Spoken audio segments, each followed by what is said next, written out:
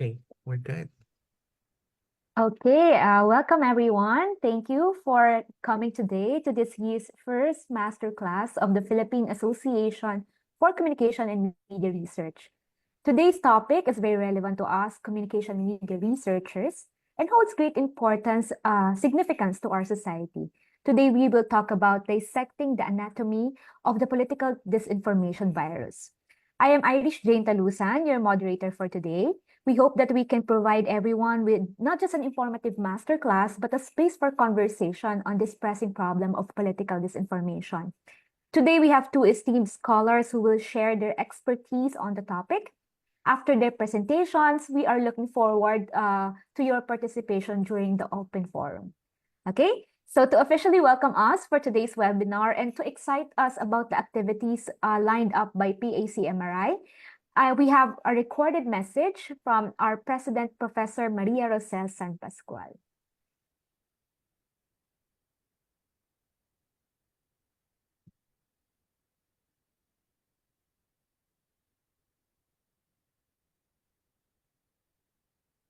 Good morning, everyone. PACMRI, or the Philippine Association for Communication and Media Research Incorporated, is a University of the Philippines-based non-stock organization that aims to advance knowledge in communication and media phenomena involving the Filipinos and the Philippines. Founded in 2019 by the UP Department of Communication Research, PACMRI envisions a knowledge-based society that values, uses, and innovates communication and media research. PACMRI endeavors to promote the systematic study of developments, changes, and challenges in Philippine communication and media, to contribute to enhancing the competencies of local communication and media researchers in conducting and disseminating scholarly works, and to facilitate the engagement of communication and media research practitioners and institutions in Philippine society. The PACMRI Masterclass webinar series is our flagship project to deepen the relationship between mentors and mentees by helping enrich their shared knowledge and appreciation of the foundations and permits, as well as the discourses and debates about communication and media. The project goes beyond the textbook approach to the research process as it expounds on the various philosophical, contextual, and practical concerns that inform and elevate the studies that we conduct. We at PACMRI hope that the series results in a vibrant and rigorous communication and media research culture in our country. Welcome to the 2024 cycle of the PACMRI Masterclass webinar series. Let us all have an insightful session. Okay, thank you for that, Doc Chen. So we know that this is going to be a series, so we hope that you will also come in our next ones, no? So let's go ahead, no? We are now ready for our first speaker, so allow me to introduce her. Dr. Christine Ann Cox is a full-time instructor at the Department of Communication of Ateneo de Manila University, teaching courses in media studies, gender, social change, and communication theory and research. She obtained a liberal arts degree with a specialization in communication from the University of Asia and the Pacific, a Master's of Arts in Communication from Ateneo de Manila University, and a PhD in Communication from the University of the Philippines, Diliman. Her research interests include media and cultural studies, popular culture, development and social justice, and communication technology research. The virtual floor is yours, Ma'am Christine. Thank you, Irish, and good morning to everyone. I'm very happy to be here and to be able to share my study and my thoughts on dissecting the anatomy of the political disinformation virus. So let me share my presentation. There. So I hope it's clear to everyone. Can you see my slide? Okay, perfect. Right. So when I was asked to talk about dissecting the anatomy, it sounded very medical, right? So the term was it was quite a good metaphor for what political disinformation is, because it is a virus. So I decided to add the word contagions, and just appropriately, this is also what I use in my own dissertation, the word, because I think that it accurately describes the spread of information, and sometimes it is a very negative effect of political disinformation, right? So just to give an overview, the first part would deal with understanding political disinformation, because there are so many catchphrases and words, misinformation, disinformation, malinformation. So I'm going to turn to one of our scholars to be able to shed light on how can we understand this abstract concept of political disinformation. And then secondly, I'm going to insert my own dissertation, Digital Vigilantism, which I think is also a part of that spectrum of behavior that falls under political disinformation. So here I talk about digital vigilantism for political mobilization. And then I go into a deep dive into the case study of Christine Becerra, which I used in my own dissertation. And then I end with the effects, or at least my own critical analysis of what has happened and what can be done. Okay, so looking forward, what are the next steps? Okay. So political disinformation, it's quite a big word.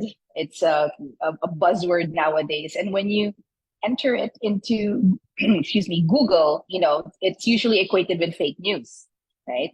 But researchers like Claire Wardle, Ethan Zuckerman, Dana Boyd, Carolyn Jack, and other journalists have argued that the term fake news is not adequate to describe the complex phenomena of mis and disinformation.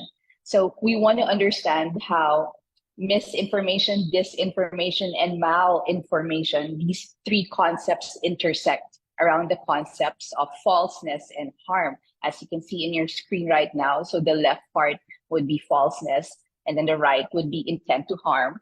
So misinformation is described as unintentional mistakes such as inaccurate photo captions, dates, statistics, translations, or when satire is taken seriously. So there's, of course, it's still not accurate information, but the intention is not really to harm, right? On the other end of the spectrum is malinformation. There's the deliberate publication of private information for personal or corporate rather than public interests. Like examples there would be revenge porn, right? So there's a deliberate change of context, date, or time of genuine content, right? So in the middle of that is disinformation. So it's like a amalgamation of those two concepts. Disinformation is fabricated or deliberately manipulated audiovisual content, intentionally created conspiracy theories or rumors. So this is what we're dealing with nowadays. It's a very ubiquitous phenomenon, right? So, and it usually becomes worse like during elections and other political events. So it's really important for us researchers to study this phenomena. So I turn to Derek Shan and Wardle for this way of framing information disorder.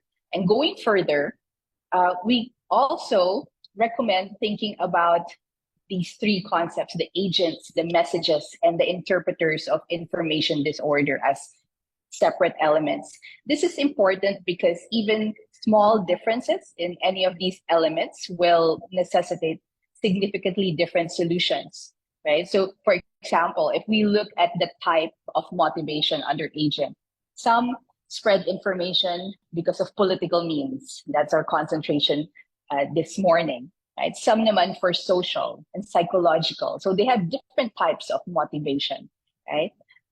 We look at the audience. It could be just a small group. It could be like-minded people, but it could also be entire societies, depending on the channel and the different ways of spreading information. Right now, I think Facebook is one of those contagions. TikTok would be another great source of misinformation, right? And of course, when you talk about the agent, it's also important to talk about the intention. But doing research, sometimes we don't really get to shed light on the intention of the source. So the best we can do is to look at the message and how the audience is interpreting. And in this particular model, I find it interesting. Aside from dealing with the message, of course, whether it's short term, long term, events based, it's misleading, manipulated, fabricated. On the audience side, we see there's a bit of an influence of Stuart Hall. The message reading could be taken, or the reading of the audience could be hegemonic, like it panders to what the status quo is, but the reading could also be oppositional or negotiated. So comm theory students, take note, Stuart Hall is in there.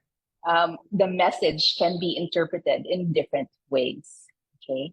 And another, still about this information disorder, sorry, but the final conceptual argument of Derek Shen and Wardle draws from the work of scholar James Carey, right? So another communication scholar, which says that we need to understand the ritualistic function of communication. So this is not just about the transmission, although the metaphor I use is kind of like, like a disease, a virus transferring from one person to another. But more than that, we have to think of communication as playing a fundamental role in representing shared beliefs. Filipinos are very oriented towards thinking the same way because they're influenced by their family, their friends, so shared beliefs is an important concept in the area of information disorder. It's not just information, but when the message is created and reproduced and distributed, there's kind of a drama involved, like a portrayal of the content. So when we talk about things like fact checking and debunking organizations, most social platforms are engineered for people to publicly perform through the likes, the comments, the shares. It's so easy to spread information. So we have to understand that ritualistic function of information. Okay. So I go into my concept, mine talaga na, but I've studied this concept for quite a while. So digital vigilantism, what is it? According to Trottier, it's a process where citizens are collectively offended by other citizen activity and respond through coordinated retaliation on digital media, including mobile devices and social media platforms. So this is becoming quite the norm. Whenever somebody transgresses in public, they are caught, for example, in a bad parking space. It's so easy for someone to take a picture, upload it into social media, and then it spreads. And then suddenly everybody is attacking that person who did wrong. So mas naka-highlight yung mga ganon actions. So the digital mob is alive and well. Citizens leveraging digital media for particular social political ends. So this refers to, somebody like, well, I have to mention, like, for example, Tulfo, diba? So pag sinabi natin, itulfo na yan, we bypass the justice system. So that's part of digital vigilantism, right? So hindi na nag-work. We don't see conventional channels like police and other legal channels. Kaya anong gagawin natin? We take it to social media, right? But this becomes a very negative behavior when it turns into online shaming, it turns to harassment, it turns to symbolic violence, right? And again, if we link this to the political climate, it becomes very, very violent. So digital vigilantism is pervasive because there are lowered barriers to publishing, right? And everyone can participate in this. And you can even be anonymous, right? So because of the affordances of social media, we are able to find a broader range of political views expressed through digital vigilantism campaigns. Right. So here I go into the tragic case of Christine Becerra. Right. So maybe you are familiar. This happened in New Year's Day 2021. Right. So the pandemic was already quite at its peak. So the 23-year-old flight attendant was found unconscious in a bathtub in Makati City. So she was a flight attendant, and she was declared dead on arrival around the next day. It was rushed to the hospital. So this whole case was initially reported as a rape and homicide case, and her death certificate actually proved otherwise because her real death was of an aortic aneurysm later on. Pero what I was very interested in is how this particular news, it blew up and it spurred so many conversations about victim blaming, gender stereotyping. It criticized the investigating skills of the police and the corrupt justice system. So it became a media circus, right? This whole spectacle unfolding in social media. So that's where I decided to look at my research or focus my research on Facebook, right? So I divided my study into the different, what I call contagions, right? In describing this behavior of digital vigilantism. I found that on Facebook, especially in the groups where they would say they want to find out what happened to Christine Becerra, they were very angry with the those who were also in the same party as her, right? So and everybody was just blaming them. They said it was a rape. They said they were responsible. They left their friend, maybe even murdered their friend. So there was a lot of vitriolic language on Facebook, right? So even if they have no personal connection or intimate knowledge of the accused, they feel compelled to malign the characters that would be the male companions of Christine Becerra, right? So, and it was fueled by memes, by posts. So it was very, the violence was symbolic, but they wished evil upon them. They said, we hope you suffer the same way. So Facebook can be as we know, be a very toxic place. Also, emotionally charged texts. So users are more likely to share a message if it generates high physiological arousal in them, meaning, we are a very emotional culture. That's why people rode on the bandwagon and they were able to share their feelings even more about this tragic case, even while not knowing the whole story. And then some even develop a parasocial interaction, like a one-sided psychological relationship.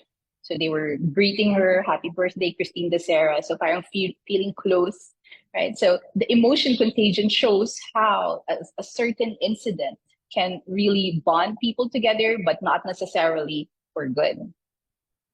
The second contagion, I call it the surveillance contagion. So when Christine Becerra was reported on, everybody had their own theories. Suddenly, everyone was an investigator. So pseudo police work. Users can document, distribute, respond to criminal-related events from the comfort and safety of their own homes. So somebody even posted the medical legal report, right? So that's a private information. Also, an interesting mechanism is people-powered searching, right? So users rely heavily on traditional search engines to find information, and you can just Google. Everybody has a Facebook page, or most people have a Facebook profile, and so people-powered searching is very easy to do. And related to that is leaky containers. All you have to do is place it or package it into a post, and you're able to create a meme. You're able to create a post that can be easily shared. Okay. The last contagion is the information contagion. Right? Like I mentioned before, it became a circus, a misinformation circus. by calling attention to the unsanctioned form of justice seeking, the news media have an implicit role in denunciation and can contribute to the public's understanding of the case based on information that's included or omitted or emphasized. So complicit din ang legacy media, right? So even though everything is happening on Facebook, the way that they highlighted the drama, for example, or the they would play the videos of Christine Dacera, the CCTV videos over and over, sometimes with context, sometimes with very little context. So it's very easy for that information to be twisted. Okay. The second concept, copy, mimic, remix. This refers to the memes surrounding the event. And memes as units of digital cultural transmission of jokes, rumors, and videos can transform from harmless comments on daily life and subcultural trolling to vessels for social discourse as mainstream politics and civic activism. The image there is one where they said Christine Dacera will be hailed a saint. Diba? So, ganun kalala yung mga false information. And people were actually believing it, even though it sounds very outrageous. So you never know how to believe and what to believe anymore. The hashtag is also a very important component. And all of this is quite related to when politics are also being talked about. Hashtag publics. Hashtags function as indexical signifiers of solidarity that allows for wider participation, function as a collective framing tool, and allow discursive spaces for constructing counter narratives and reimagining group identities. So I actually used hashtags in my own study to find out, and a recurring hashtag was justice for Christine Dacera. So this kind of binded people to this idea that there was a wrong, something had to be done, that there was an injustice. Okay, and the hashtag quickly caught fire, right? And our influencers, like for example, in that image, one of the influencers is Bianca Gonzalez. She used the hashtag also, and so it multiplies just like a virus. And whatever she says, is taken as what is right or true. And in fact, she did contribute. She and Kaki Pangilinan contributed to that misinformation in the beginning, and they retracted their statements about Christine Dacera. Okay, so the consequences is that we now live in an era of post-truth politics, right? So the news media, as I mentioned before, they can contribute to the public's understanding of the case based on the information that is included. So nagkakaroon ng mga echo chambers, the filter bubbles, right? And the echo chambers limit the audience's exposure to diverse viewpoints and usually favor dominant narratives and ideologies. Okay, so another consequence is symbolic violence. Okay, this is all happening online, but it doesn't mean that people are not going to be hurt, right? Okay, and the term there, I call it punitive justice, because there's really is an intent to get back somehow. For if we can't have real justice, at least justice online. We feel like we need to take part in that one. So symbolic violence is embodied in digital vigilantism. Right. And the third one is evolving political participation and activism. So these kinds of network interactions in Facebook allows for the quick ad hoc formation of effective publics rallying for a cause. But it does not necessarily sustain a productive union of people, ideas, and tangible actions demanded by vigilant behavior. So people come together, sure, they talk about the same things, they incubate ideas, but not necessarily towards a goal that is for social change or something positive. Okay, I think do I still have a few minutes?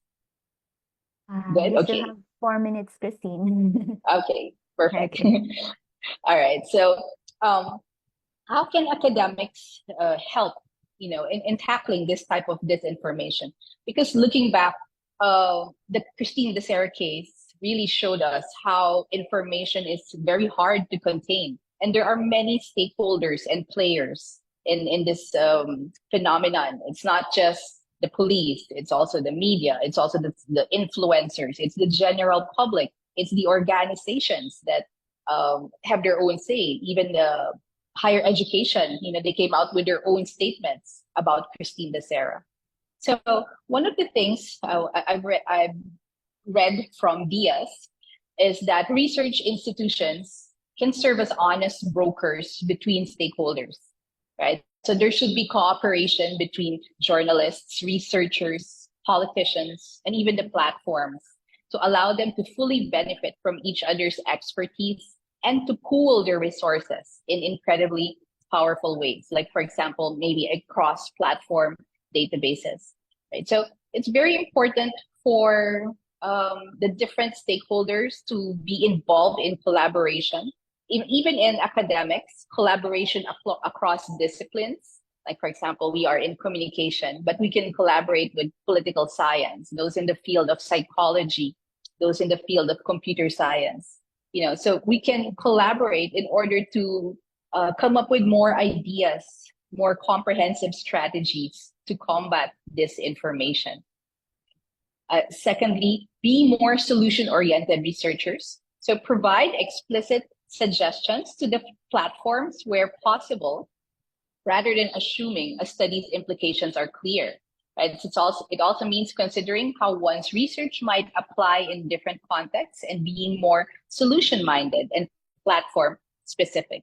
Right? So the thing is, there are so many studies out there about political disinformation. So the idea is to be as specific as possible, context specific as possible, so that we can target, right? So remember the model I showed in the beginning, pwedeng himayin yung mga iba-ibang concepts, right? You can't tackle this information in one study. You have to find a way, an angle to be able to shed light on this particular phenomenon, but not just describe the phenomenon, but actually provide steps that we can take, right, to combat disinformation based on your expertise in the field. And thirdly, consolidate resources to minimize the demand. So it's interesting, I read in this article of Diaz, we have so many conferences, right, about this, right? There's so many topics, academics coming together, but concentrating on the wider framework, the policy recommendations, that would help provide a genuine opportunity for the powerful players collected to combine their perspectives and build trust. So talking, okay, don't just stay in your field, right? Talk to other people outside. So academics can advocate for stronger regulations, for example, and talk to how social media platforms can be accountable for the spread of disinformation, okay? But not attacking them, but rather finding solutions together, by providing evidence-based recommendations. Academics can influence policy-making processes to include measures that mitigate, at least, that spread of false information. So I advocate for a critical approach to disinformation, okay, but it's grounded in history, grounded in culture, in politics, and grounded in it questions the power and the inequality that is happening in society. Because I think that encouraging this kind of engagement and participation can help the general public in elevating our democratic processes. Okay, so the end goal here is to help create a more informed and resilient public. And that ends my presentation. Thank you so much for your attention. Thank you so much, Christine. We really appreciate it. It's actually important that you started with clarifying the terms first, no? Because it's important when we conceptualize our research, no? You also gave us some areas to look at, like the agent, the message, the interpreter. And it's important for us researchers to look into the value of looking very specifically into one case and going in deeply into it, the case of Christine Becerra in your case, no? So that if you want to teach or research on media and audiences and their role in social change, whether good or not so good consequences, no, we can really explore, kumbaga, like how you systematically did it. So thank you very much for sharing your hard work, Christine. No? Okay, so we now move forward to our next speaker. Now, Miss Fatima Gao is a Media Technology and Society PhD student at the Northwestern University and a researcher in the Center for Communication and Public Policy. She investigates how media logics, platforms, and ecosystems shape contemporary politics. Her research focuses on the cross-platform analysis of propaganda, disinformation, and elections on social media. She has published works in Media, Culture, and Society, Convergence Policy and Internet, and the International Journal of Communication, and has presented her work at conferences like ICA, AEJMC, and AIOR. Apologies if I pronounce it wrong. Fatima has a master's degree in digital communication and culture from the University of Sydney and a bachelor's degree in broadcast communication from the University of the Philippines. Hello, Fatima. You may start now. Hi, everybody. Good morning to those in Manila time. I'm in my evening time now, so it's kind of dark. Hope you still see me. So I'm Fatima Gao. I'm doing my PhD currently here at Northwestern University. If you don't know where it is, it's in Chicago, basically. And I'm here to present to you sort of a culmination of my research in disinformation today. And that's how I'll be framing the rest of my presentation. So I've been doing this information research since 2019. So it's been 5 years or so. I published around it a lot of those things actually. And a lot of the time there are a lot of things I celebrate that I found from my research, but it really leaves me with a lot of questions still. So what I wanted to do is give you some lessons on like what is lacking or what is, I think, is a better perspective in approaching this information research, and then show to the audience how I address it with collaborative work on this information. Okay, the first one a bit spicy and controversial. So in the field of political communication, this information is actually increasing, not a problematic term per se, but increasingly unpopular because it misrepresents, or if not misrepresents, but underrepresents the extent of the problem. So I am very thankful to Dr. Cox Justine for discussing, the definitions of the terms, but increasingly, like among the dis, and malinformation, it's all about false and fabricated claims here. But a lot of times, what we've seen in the last election, especially, and also reflected in like the latest research I've done in interviewing like troll and influence operation workers, is that they know audiences know what fake news is. They actually, don't do a lot of like this directly deceptive work, and they know that it's not as effective as it was in 2016. So increasingly, what we prefer as a term now, at least in the field where I work on, is like influence operation, because it captures a larger like range of strategies that's manipulative but not necessarily deceptive, like like manipulative framing, for example, or like spreading information that's not necessarily false, but exaggerate things, for example. So both are designed to, in the political context, to give political advantage to the candidate or whoever actor is operationalizing or orchestrating the influence operation, but that's the term I'll be using moving forward. The second lesson I learned is that single method studies only give us a partial limited view of the problem. So this is something I also am guilty, because I've done, as an early career researcher, you have your expert methodology that you always use in your research, maybe survey for a quantitative researcher, maybe discourse analysis, etc. But what we know in the context of influence operation and disinformation is that the existing research uses a variety of methods. So the foundational work in this field in the Philippines specifically uses qualitative fieldwork method, looking at the production side of influence operation. There are also research doing content analysis, discourse analysis, looking at the narratives and messaging of the actors. And then as for myself, I do primarily network and computational methods, looking at the constellation of actors and networks and how they behave, and distributing the deceptive or manipulative campaign or messaging.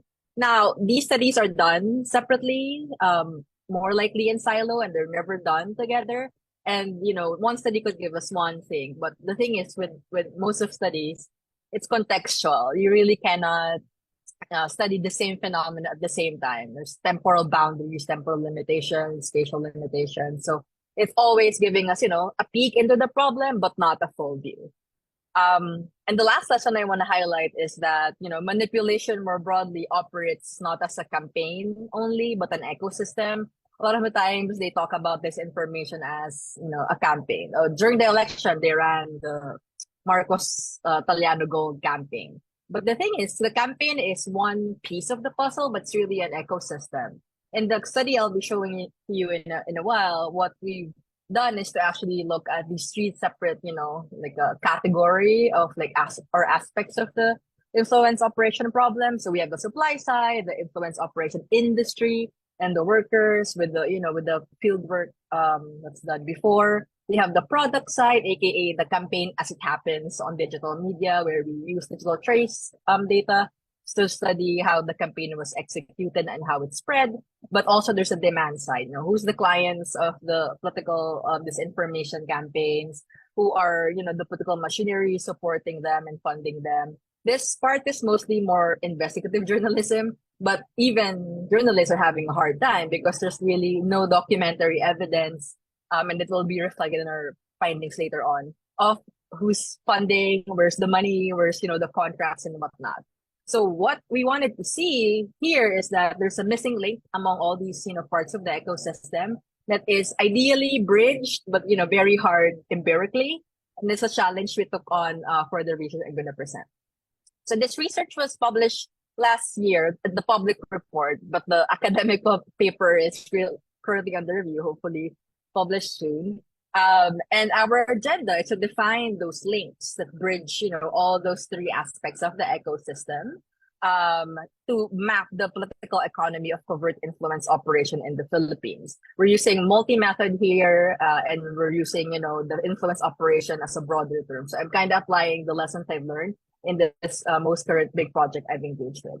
But of course, as researchers, we can only do so much. So within this broad field, we want to focus on a strategic actor, which is the social media influencer. And hopefully it's a familiar term for everybody in the room, but just so you know the rationale for why we chose influencers instead of trolls, instead of, the fake news pages on Facebook. So influencers are basically people who are popular in social media and use this popularity or fame as a form of livelihood. I've seen a news earlier that, somebody's suing influencer for libel. Anyway, I saw it earlier on the news. But influencers historically have been playing a role in disinformation and covert political campaigning since 2016, like Duterte's campaign. They're generally public-facing and well-paid actors, higher up in the hierarchy of the operatives and the architecture of disinformation. A lot of the times, like influencer strategies are also not unique to, the political communicative space, but also endemic in marketing, advertising, and PR. So almost all of us teach, those spaces because that's what we train, communication scholar and communication practitioners in the Philippines. And what's very interesting with political influencers is that the way they, manipulate information is not as clear as trolls or bots or, fake news, because it's characterized by a more gray strategy that really is hard to pin down. So that's another challenge that we had to face for this research. So what we want to do here is like combine a lot of the methodologies together and inform each other. That makes the research not just, a big picture view of influence operation, but also tangible, as mentioned by Dr. Cox, on like making it actionable. And that's why we infused economic modeling here. So we did the usual, field work, digital ethnography, and also field interviews to examine the political economic conditions of influencer work in the Philippines, because so far what has been done before is mostly big picture, but not a lot of details. We've done the usual method that I do, network analysis and computational method, detecting who among, all the influencers who chimed in the campaign last year were really have a pattern of, that indicates that they're commissioned to do this kind of work. And as I mentioned, the economic modeling to actually put a price to, how big this industry is. So this kind of approach is not possible if not for my collaborators. So I have collaborated with communication researcher, social scientist, even an economist to do this. So I think one of them is in the call today with Sam Kabuwag is listening in. He actually has led us work in the first phase of the research. Now, some details of the kinds of like the data that we mined. So for the field work, we've done 21 interviews with influencers, and not just influencers, but periphery actors. They have their campaign managers, political consultants, ad executive who hired the influencers for the campaigns. For network analysis, we analyzed 45,000 influencers. That was just last election. I don't know how many influencers are out there now, but we subjected them to a lot of like multidimensional indicators. What this means is that because, as I mentioned, their strategies are quite gray, we had to, have a broad net of like indicators that would tell us, okay, they're engaging in manipulative work. And we have the economic modeling, which we use like proprietary data from like ad agencies to know, what's the usual payment scheme for like influencers. And we've done our economists, but polynomial regression or whatever, to actually come up with some estimates for our cost. So what I want to show you in the next are findings. I won't really dwell on the details because I don't have a lot of time today, but I'll give you like a link to the report, and I'm here for the Q&A for any questions. All right. So the first thing we want to share is like the qualitative fieldwork findings, which we define as scoping, the influence operation context or field. So the first thing we found, and this is like just reiterating the difficulties of like journalists and researchers alike, is that a lot of the times these transactions among influencers, campaigns, and other intermediaries have no set norms, no contracts, no NDA. So it's all very informal. Their prices that they set for themselves, for their services, is based on a lot of factors, but mostly social capital, therefore, how big they are of an influencer, but also political notoriety, meaning they are known to be, not afraid to fight people, not afraid to be openly supporting candidate, not afraid to, provide their political opinions. And what is also an important metric in the back end is that they are performing. They are able to promote their client agendas effectively. They're getting interaction, engagement, etc. So these are some of the quotes that we found, or like interview quotes that we have from our interviewees. So kung sikat ka, ikaw mag-set ng price, and then they cite different. Of course, they name people. We don't want to name them because our models are probabilistic. We don't want to endanger their livelihood if we name them in our research. A lot of the times the prices, can go to millions because they're big name influencers and they can actually decide or dictate their prices. Especially that when you think about, the election, there's a lot of people running, but there's a finite number of influencers they can pay. So it's really a premium, kumbaga, yung influencer services during the election. In terms of like the non-existent documentation, it's very discreet, no email, paperwork, etc. Possibly they're just using group chats that have disappearing messages, or all traces are gone. And a lot of the times they also very hush hush among their circle, even if they're openly doing the campaigning on their accounts. The second thing that we found in the market or the field is that, because it's high time during the election, especially during the campaign season, there's premium provided or like asked for influencers engaged in strategic and risky engagement, because ultimately it's risky to, promote a politician or campaign for them because some brands may be turned off, maybe, you'll have your bridges burned with other relationships you have, like clients and friends and whatnot. But because of that, riskiness of that behavior, they're given more premium in the pricing that they ask for.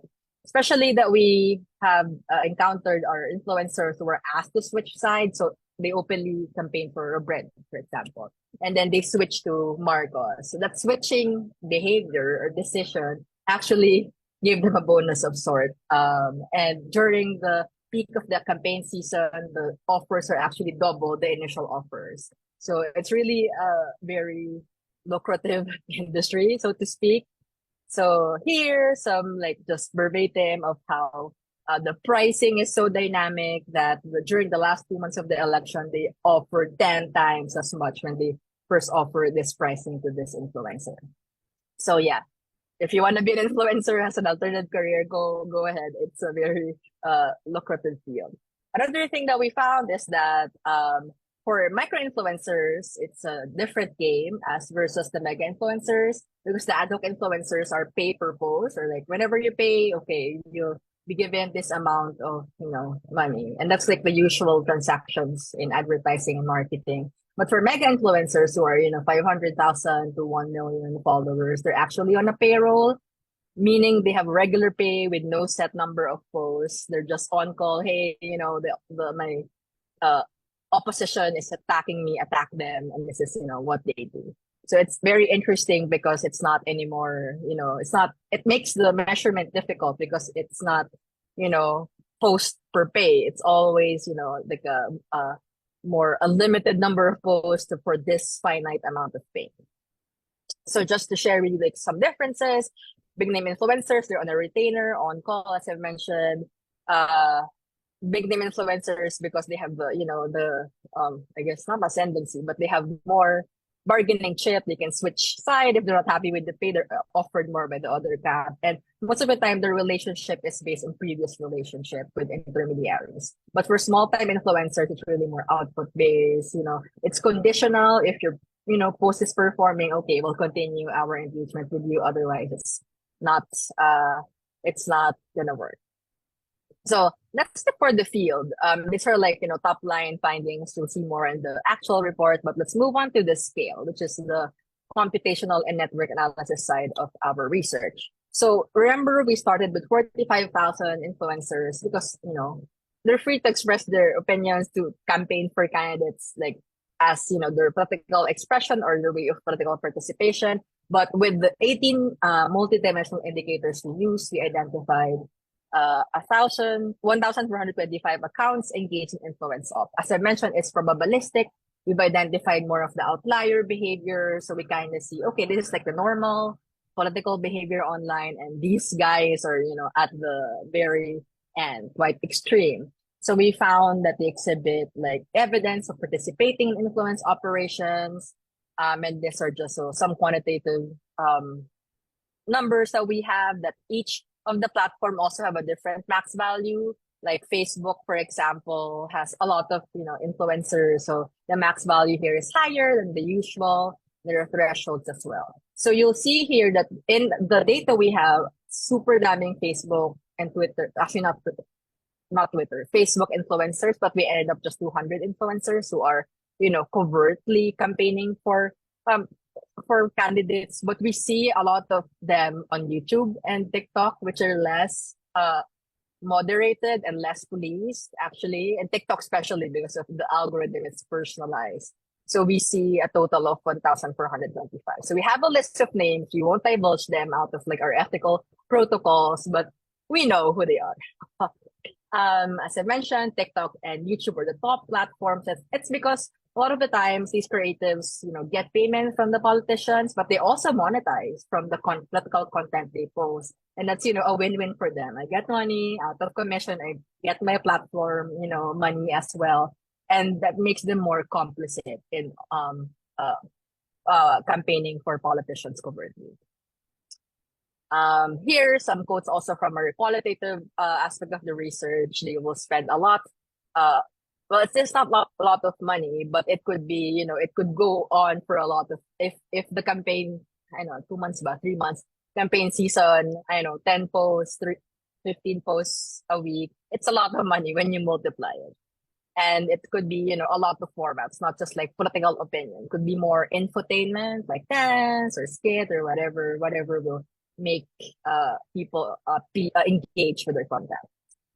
And this is something that we've done because, numbers are numbers, doesn't really tell a lot of stories, but we did some K-means clustering, but basically unsupervised learning of all the 1,400 plus influencers. Are there types here that we wanna delve deeper on? And there are at least 7 types here.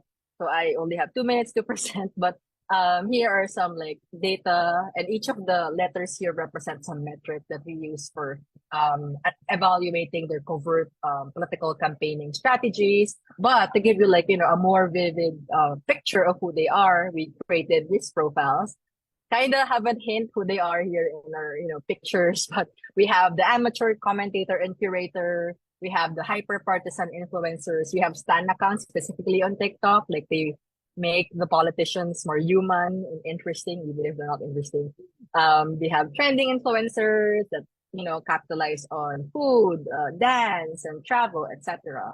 We have your alternative news and media entertainment channels. We have your mainstream influencers as well, and lastly, our polarizing influencers who just fight the other side nonstop. So you can read more of them, the narrative behind all of these types later on. The last one is the most interesting for a lot of people because it's the money, right? Um, and from our analysis, we estimate, oh, it's in USD, okay, USD of 10.9 million, 27 million projected spending on influencer alone. Imagine how much else they spend on trolls and other covert influence campaigning on us aspect. So these are like more conservative. The more conservative estimate is the one with the retainer model. So we put a cap on those we assume are on a retainer. And then the other ones are paper posts. So these are like some math of like, average number of followers and how many times they post, a lot of posts on Facebook, it's easy to post on Facebook, and then the average prices here. Okay, let's skip that. But a lot of the time, so we want to also, mention the limitations of our study. There are a lot of factors we didn't really add in our estimate because it's impossible to capture. Like, what if you're aligned with the ideology or the political party anyway? Will you have discounts or whatever? If you have, you have a specific campaign role, maybe if you're the head influencer, is it paid more? So we really can't account for that. But hopefully with more information, maybe in the next election next year, we can do that. And platform monetization is not also accounted here. So as the conclusion, so we know that influence operation is a spectrum. It's really, above board campaigning and black ops, it's nearly more gray. We also want to say that we promote interdisciplinary methodology here using triangulation as we did here and collaborating with other disciplines. And really, on the policy side, review misplaced incentives among key stakeholders, especially the platforms and on the COMELEC as well. So that's it for me. Here's like the bit.ly link if you want to download the report and the QR code as well. Okay, thank you. Okay, thank you very much, Fatima. Thank you for consolidating years of research for us. We are very thankful for that.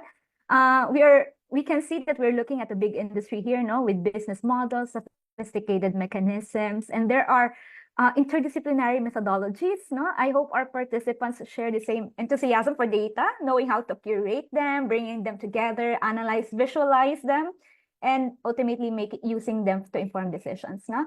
So I think we can go ahead right away to the open forum, no? So if you have any questions, please feel free to share your thoughts, comment on the presentations, or ask questions to our speakers. You can use the Q&A, tama po ba, Director Noel? Okay. So you may use the Q&A feature, or you may also raise your hand so that our lovely moderator, Irish, can acknowledge you, and we can field some questions to our amazing speakers.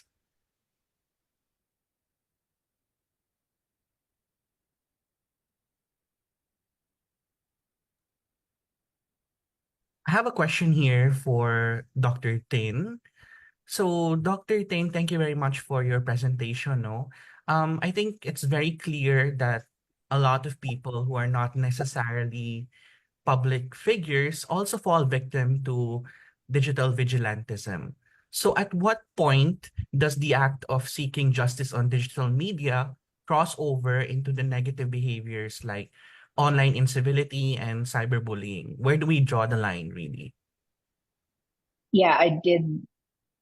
Is my audio on? Yeah, okay. So there's a very fine line because it's so easy for the digital mob to pounce on this unsuspecting person.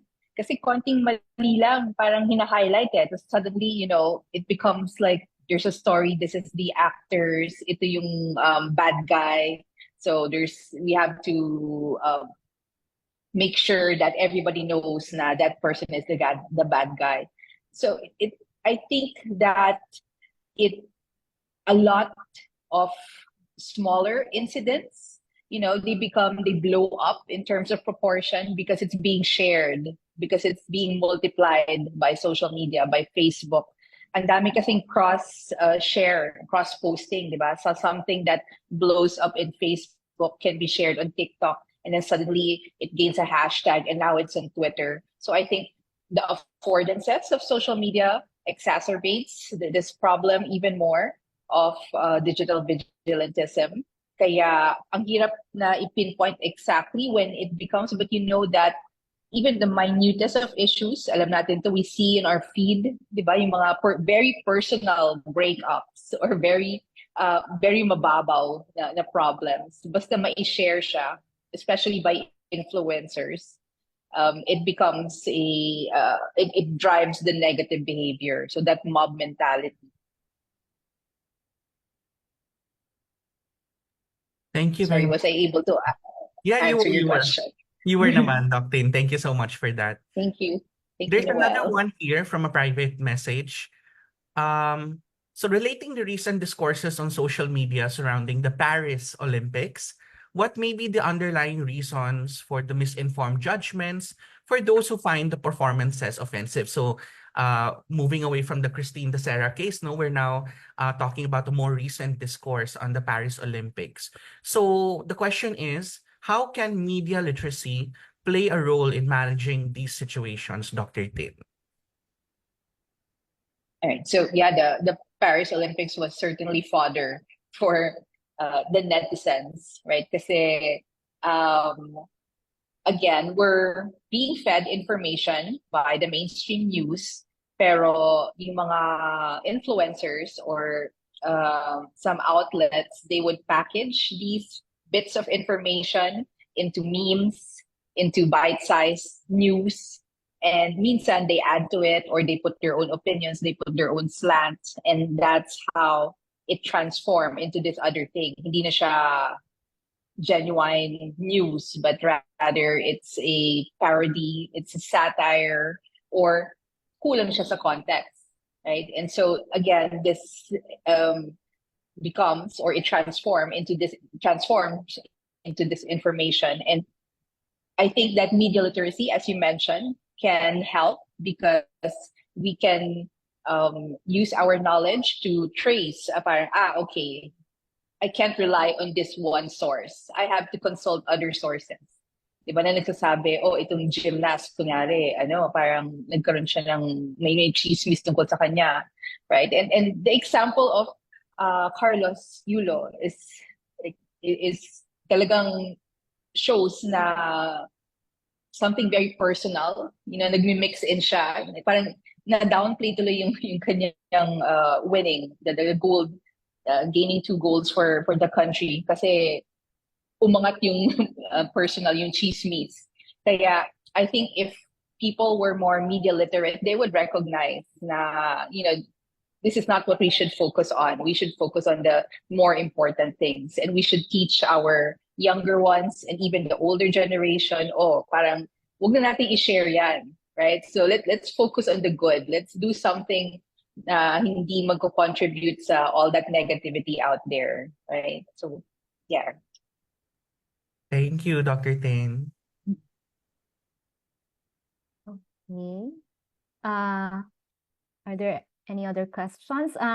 There's a question here for both, no? So parang so you showed us different methodologies of exploring political disinformation, and this has been a popular topic among students and emerging researchers, no? So maybe the question is, how do we not get overwhelmed, no? For example, Christine's dissertation, no, is about navigating a very huge arena of social media, no? And for Fatima's work, no, we're talking about computational methods here, network analysis, no?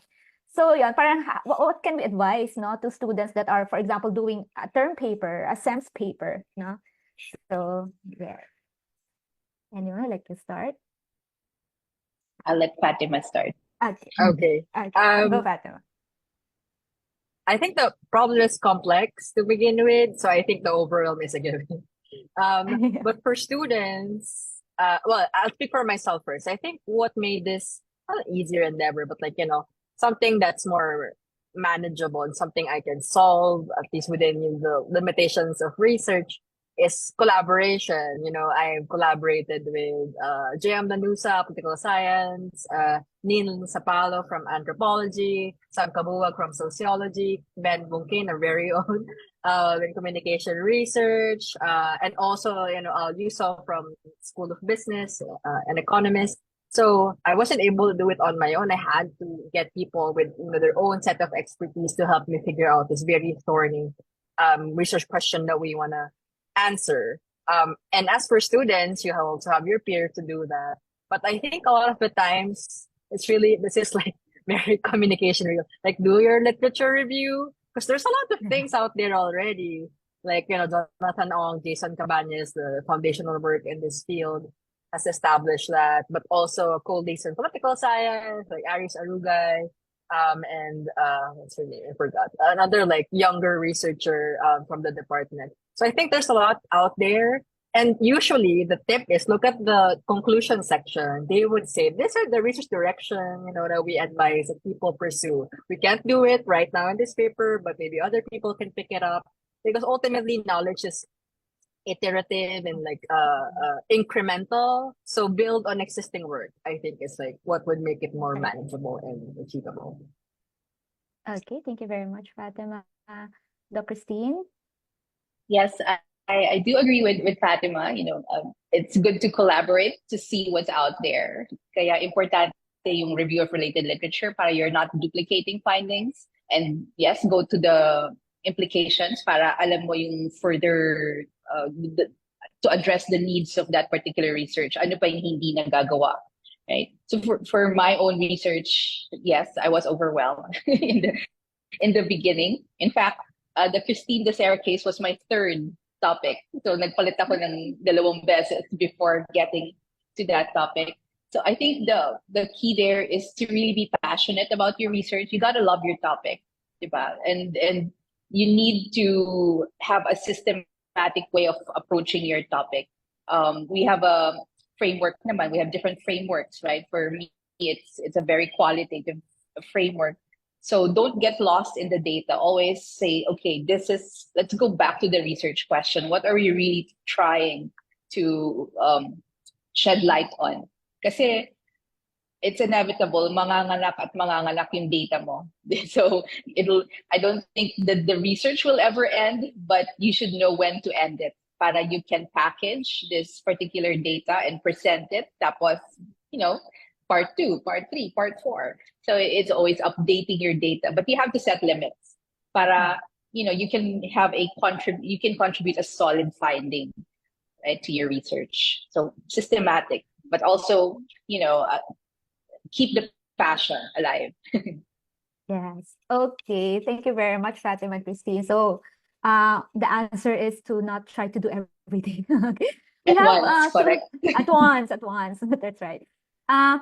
We have 2 questions here sa Q&A, but I think they share the same idea, no? The idea of how we academics can truly reach, the public.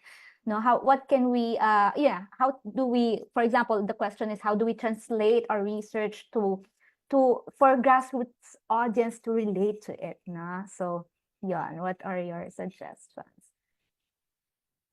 I have a different perspective just to reframe the problem, because I feel like this information or misinformation is always framed as an individual problem, literacy, fact checking, whatever.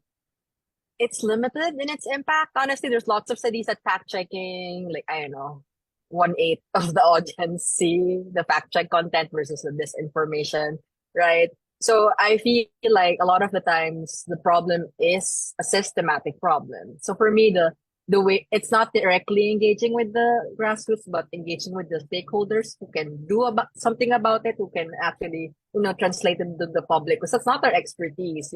As academics, it's a crutch, though. It's, we use all these complex terminologies, but it's also difficult for us to communicate that unless you're trained to do that. So one thing we do before in our own research, we at least when it comes to like engaging stakeholders, I think that media is like the number one stakeholder here that I want to engage. There's a public report that we released like press releases, like 3 pieces of press releases, because the journalist won't read everything. They would probably scan, get some quotes here and there, but they won't really, read the whole thing. And it's not their job as well as the theory part of the literature review. They don't care about that. So I think that's like the easy step. But I think stakeholder wise, that's the most important thing. So the journalists, the NGOs specifically, um, again, I'm not a fan of like fact checking literacy campaign. Is there other ways that we can make the bigger fish accountable here? The funders. In my most recent research, not this one, but like a field work, I've heard that, churches, banks, big families actually fund these covert campaigns, not naming names, but in the interviews, they name specific banks and specific churches. But these big institutions are involved in disinformation campaigns and operations. So I feel like it's time to make them accountable. So it's really giving other people, stakeholders, the tools to do that. And I think that's our role here. Thank Yes, you. I 100% agree with Fatima that the stakeholders do have a role also in talking about the academic information. Like for example, Fatima shared, her study, so you can see all the information there.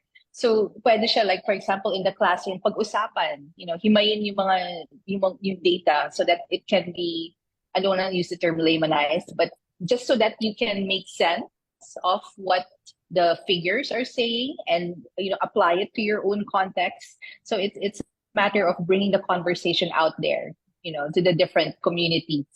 Right? So if we're talking about grassroots, syempre, yeah, yung mga NGOs, yung mga like for example the public education sector, they can really help in translating the information from the studies into a more relatable and accurate pa rin, pero bite-sized information for, say, the younger generation or for those who don't understand the complexities of the academic world.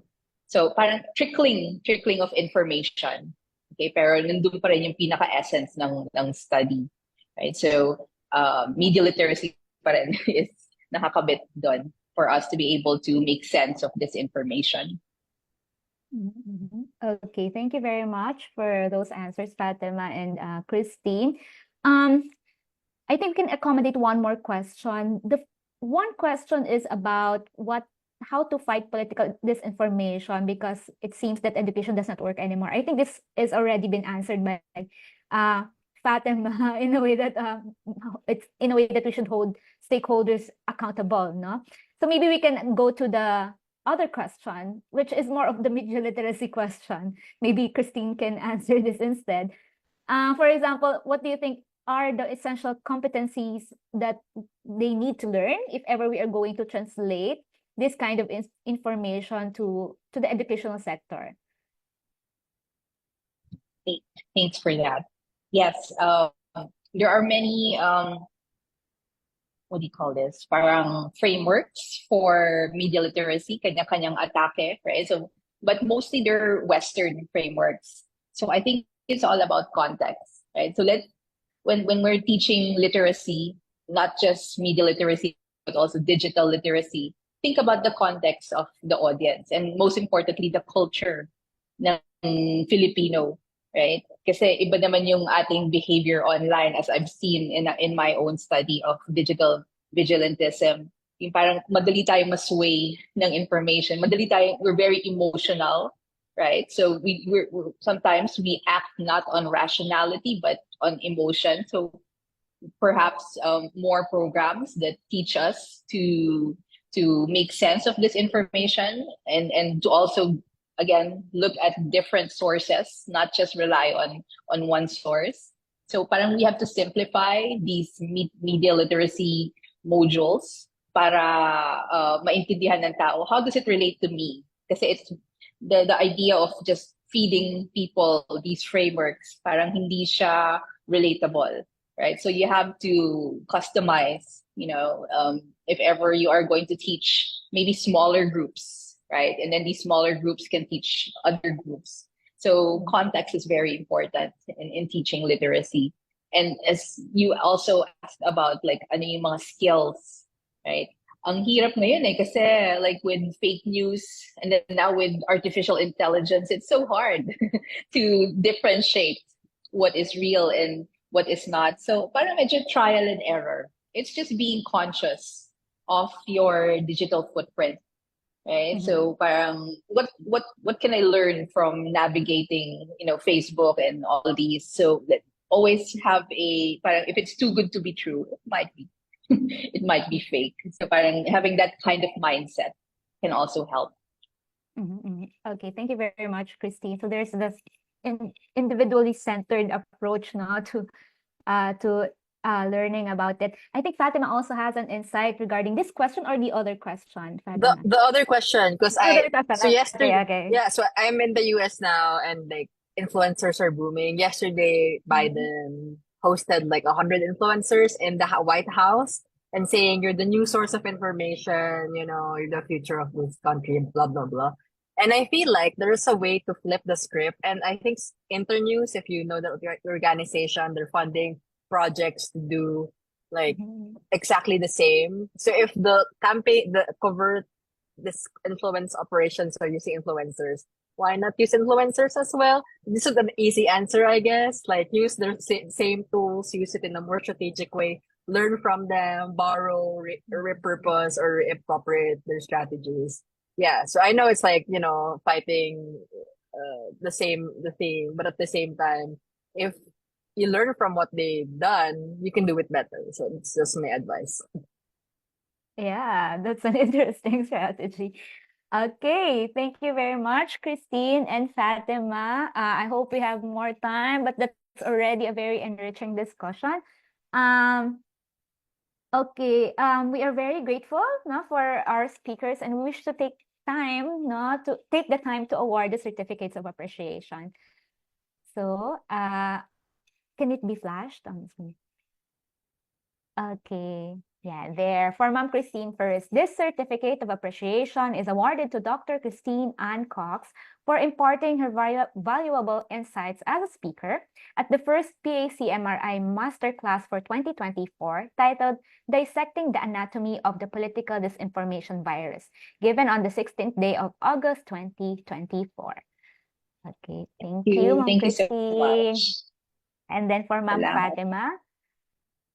Okay, so this certificate of appreciation is awarded to Miss Fatima Gao for imparting her valuable insights as a speaker at the first PACMRI Masterclass for 2024 titled Dissecting the Anatomy of the Political Disinformation Virus, given on the 16th day of August 2024. Thank you very much, Ma'am Fatima. Okay, Thank you. so thank you. So may I now call on the research director, the organizer of this very event, of PACMRI, Assistant Professor Noel Sahid Murad, for his closing remarks. All right. Thank you so much, Irish. I really want to make this short, but really thanks are in order. So thank you very much to everyone who has made this event a success, especially our amazing speakers. Dr. Tin is actually neck deep into her preparations for the new term at Ateneo. And Fatma is in Philadelphia right now for her research presentation at the AEJMC conference. So in spite of their very busy schedules, they have really taken out the time to be with us today. So this masterclass is free and open to the public. And so once again, I'd like everyone to, just shower them with a lot of heart emojis for this effort. No, maraming salamat to our amazing speakers. I'd also like to thank Dr. Chen, who is online with us from Hiroshima.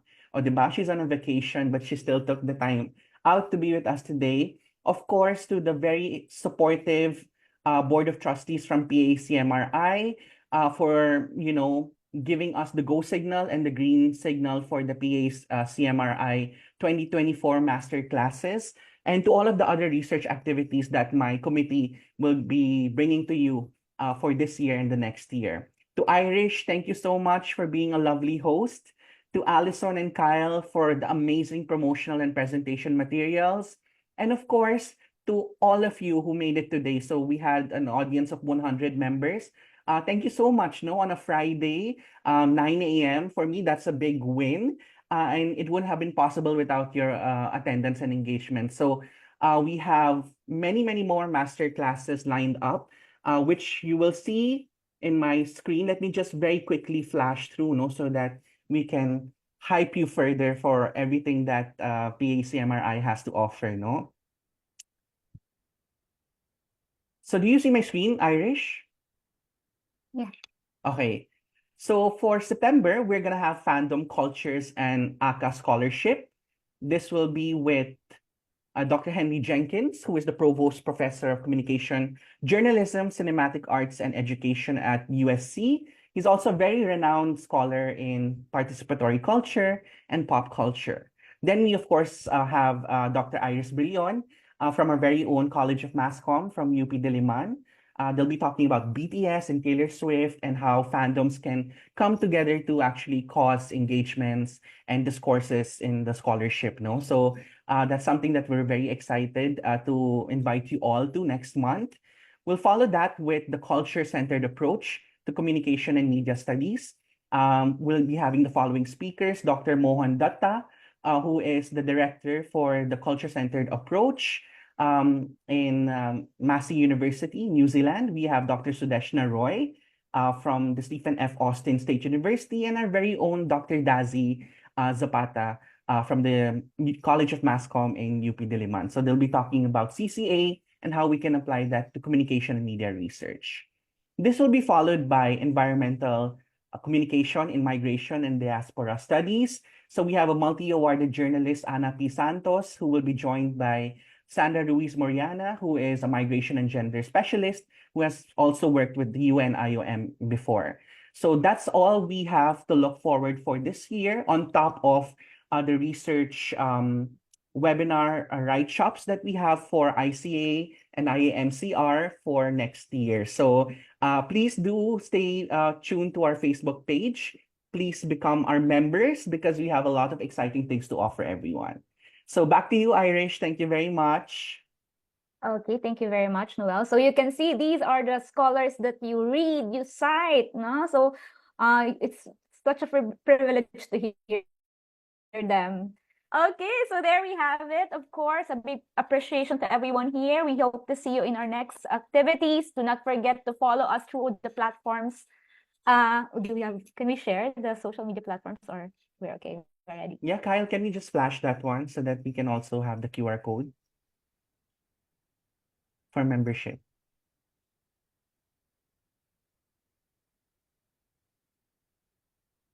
Okay, there. Ayan. Okay, so there, no? Enjoy the rest of the day. Salamat. Maraming salamat po. Thank you. Thank you, everyone. Thank you. Thank you.